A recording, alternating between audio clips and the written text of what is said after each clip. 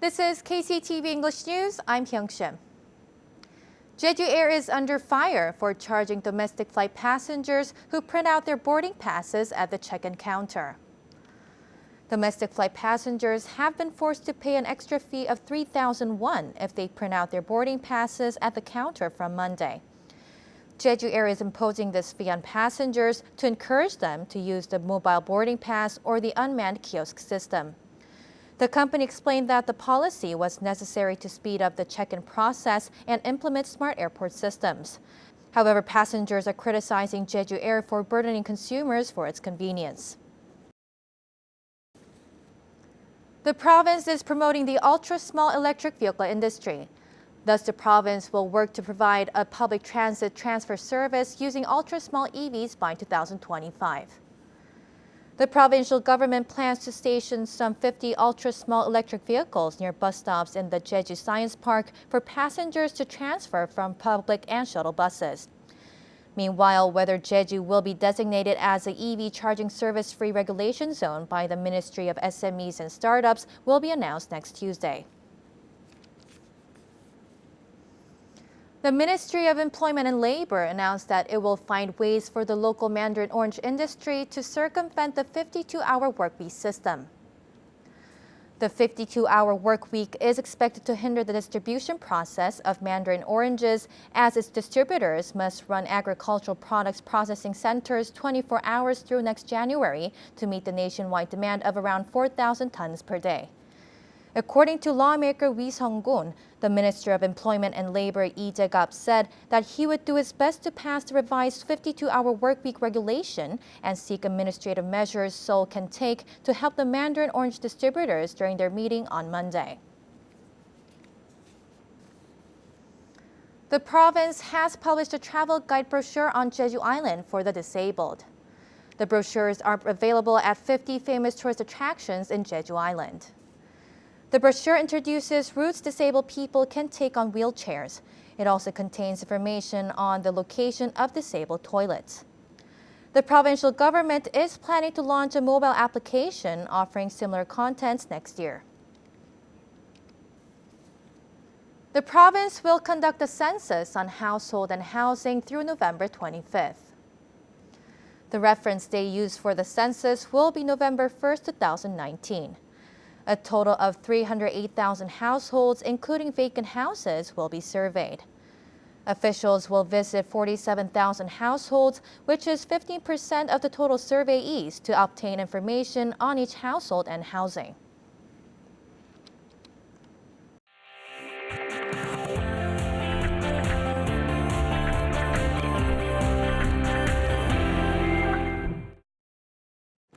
Today on Jeju A to Z, Ta Thacker takes a brief look at 물차오름, one of the few volcanic cones on Jeju that traps rainwater to form a small ecological vibrant lake and wetland area. If you look at a satellite view of Jeju, you see an oblong island with Hallasan Mountain, a large dormant volcano, right at its center.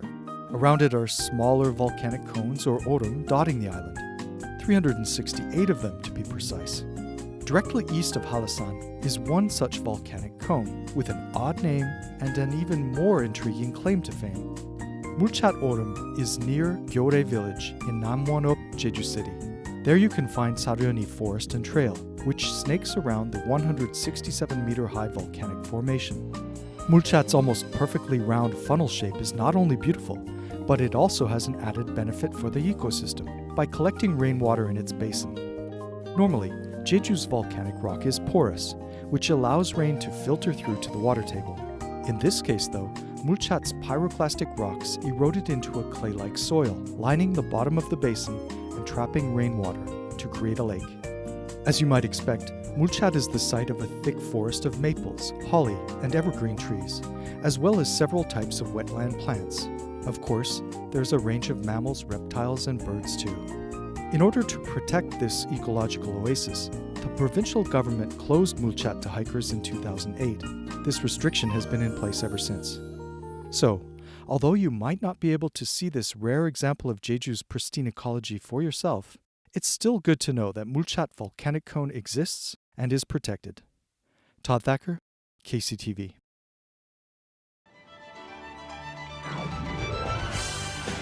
the fun at Marados Marina for a busking performance.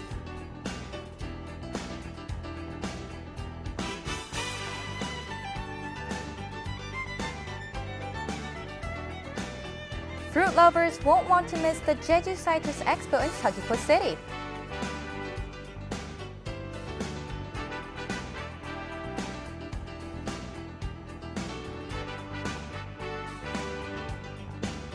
Enjoy a digital art exhibition of a fairy tale.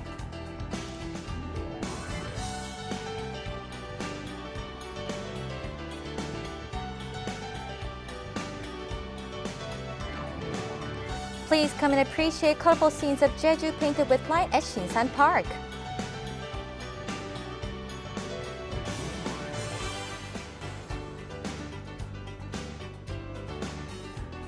Korean and international movies are being screened for free at 3 p.m. Tuesday through Saturday at the Jeju Movie Culture and Arts Center in Tapdong.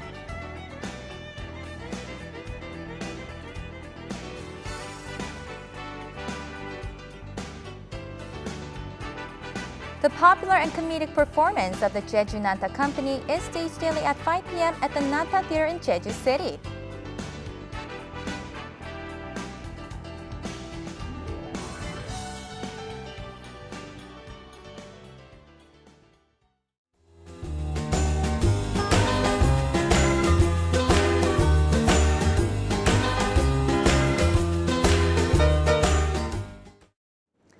Taking a look at our weather, skies will be cloudy throughout Thursday. For more details, here's your forecast.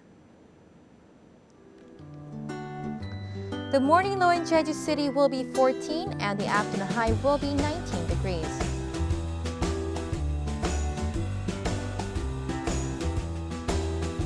Down south in Seogwipo, we expect a low at 14 in the morning and a high at 20 in the afternoon.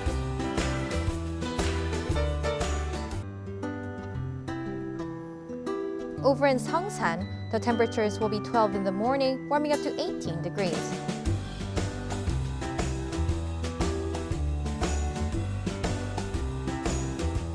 Across the island in Kosan, we expect a low of 14 and a high of 18 degrees.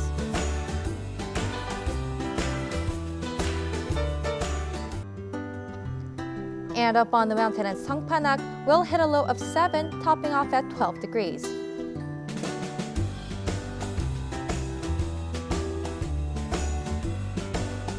Out on the water, winds will be out of the northwest and north at a speed of 7 to 12 meters per second, with seas between 1 and 2 meters.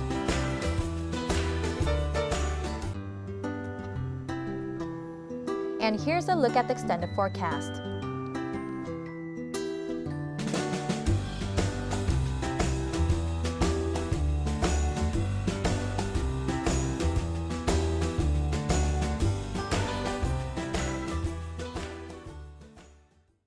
Thank you for tuning in today at KCTV English News. Please follow us on YouTube at KCTV E-News Jeju and on KCTV's VOD service. Hope you have a pleasant evening.